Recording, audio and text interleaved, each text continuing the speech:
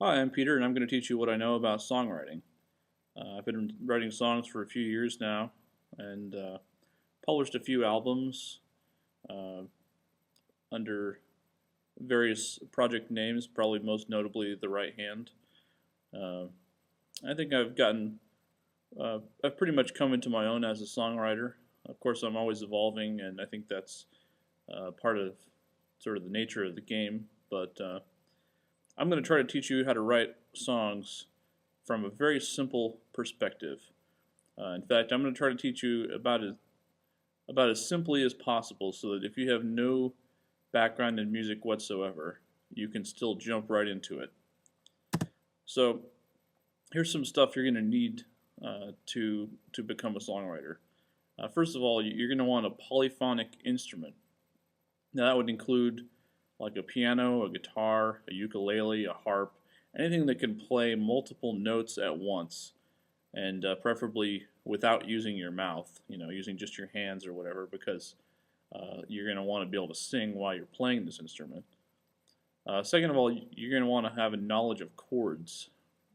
And I'll get into some of the basics of chords, but it's really important to songwriting. Chords are, I think, of paramount importance. Third, you're going to need your own voice. And you may not have the most operatic singing voice. You may not like how you sound, especially on tape. A lot of people will hear themselves played back in a recording and just be like, oh, God, that's horrible. That's normal. And if you feel that way, that's completely normal, and it's not a barrier to songwriting. Um, you're going to need a recording device of some kind. Now, this way you can record your ideas or even your complete songs, and you'll have a record of them. You can show them to other people. You can send them to other people, and you don't need to necessarily know anything about reading or writing music. And last, and definitely not least, you're going to need emotional content. Now, this is very. I don't know if you've seen the movie Enter the Dragon with Bruce Lee, but there's a scene where Bruce Lee is having this student of his trying to kick him in the face, and he tells the student, "No, no, you need emotional content." I don't really know what that has to do with kicking someone in the face, but I can tell you that it's very important to writing a song, because if you have no emotional, whether they be good emotions or emotional scars or whatever, if you don't have an emotional place inside you, that's where the songs are really coming from, then it's going to be really hard to express in this medium, because songwriting really is largely about the expression of emotions. Here's some things you don't need. You do not need virtuoso skills. You don't need to be a concert pianist or Van Halen or whatever. You do not need to be any of that. You don't need to be able to read music. That's something that some people think you need to be able to read and write music to write songs. That's not true. You don't need bandmates.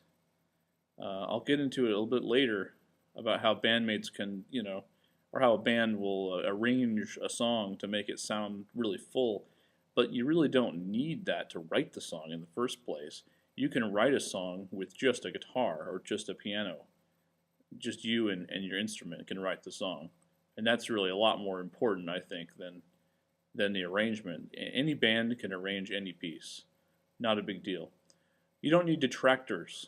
And by that, I mean people who say, oh, you're no good, or that song is no good, or maybe you should just stick to doing whatever it is that you do aside from songwriting. And I tell you this because these people will show up. They will just like come out of the woodwork. Some of them will be people that you know, who for whatever reason just feel like they need to try to drag you down or try to keep you from achieving something. Some of them may be total strangers. You put a video up on YouTube, for instance, people will just show up from nowhere and start talking smack. And I think part of it is they're bored and this is like entertainment for them. But don't take it personally. You just don't need these people around. Lastly, you don't need money, and I say this because all you need is a very basic instrument at your disposal. You don't even need to own it. You can borrow it from somebody if you have to. And those are the tools that are required have gotten insanely cheap, even to do professional quality recordings, which is not part of songwriting, but you'll want to eventually do that at some point if you get a good song. These are the basic components of a song. First of all, there's chords. I think this is the most important part. It's like the foundation. You need a lot more than just chords, but it's like the foundation. Melody. This is typically the part that you would be singing. So there will be usually only one voice involved in the melody.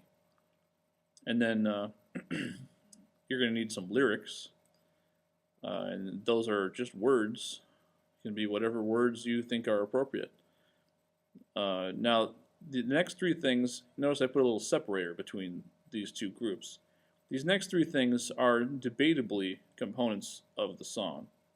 Depends on who you ask. A riff, for instance, could be just a little passage you play on the guitar. Oftentimes it'll be like an introduction to a piece or something like that. You'll hear it and you'll be like, ooh, that sounds cool. And it might draw you into the piece. But it's really not the essence of what the piece is about. Some songs lean really heavily on the riff. Some songs, the riff is all important. But, you know, I wrote some of those types of songs when I was starting out. And I've since moved away from that type of writing, and I think it's a good thing that I have. Nonetheless, there's something that's debatably a part of the song. Arrangement. This is incredibly broad. I mean, this could be like, you could take a piece by the Beatles, for instance, that was arranged for electric guitar and electric bass and drums, and you could arrange it for string orchestra. You know, and you could sing on top of the string orchestra, or you could have an oboe playing the vocal part, or whatever. The idea is that arrangement is partially what instruments are playing the piece, and partially little details about how they play the piece. That's not really part of the essence of songwriting, but it does affect how the song is presented. So you could argue that it has something to do with songwriting. And then lastly, performance. If you have insane vocal talent, insane instrumental skills, you could take the crappiest song ever written and perform it and make it sound not as crappy. But there will always be a limit to how awesome that song can sound if it's like fundamentally not that great of a song. And you'll notice that certain songs throughout history have become classics, and everybody wants to pick up an instrument and do a cover of those songs. It's because they're really good songs. So the performance, it's not really part of the song. It's what comes after the song has already been written. So what is a chord? Well, basically, and some musicologists out there again, they say, well, that's not really what a chord is. Whatever. 99.9% of the time, when somebody says a chord, they mean three notes played at once. This is also sometimes called a triad. Now, there are basically four different types of chords. And I know this is getting complicated already, but it really isn't as complicated as it sounds. There's a major chord, minor, augmented, or diminished. And those have to do with how the chord is structured. And I'm going to show you on the piano what the difference is between those chords. You don't even really need to know this that intimately. Just be aware that these are different types of chords, and you may hear them referenced. There are 12 possible roots because there are 12 basic keys in Western music. So 4 times 12 is 48. So that means there's 48 basic chords. And so right there, you're looking at that and you're saying, okay, I'm turning off. This is too much. I can't handle this. Well, I feel the same way. Those are way too many chords. So I've simplified it a little bit for you. All you have to do is master one key. And by that I mean, say you look at a piano, just ignore all the black keys. So you're only looking at the white keys. Now, anything you play is going to be in the key of C major or A minor, which is called the relative minor. So there are basically 7 notes now in that scale.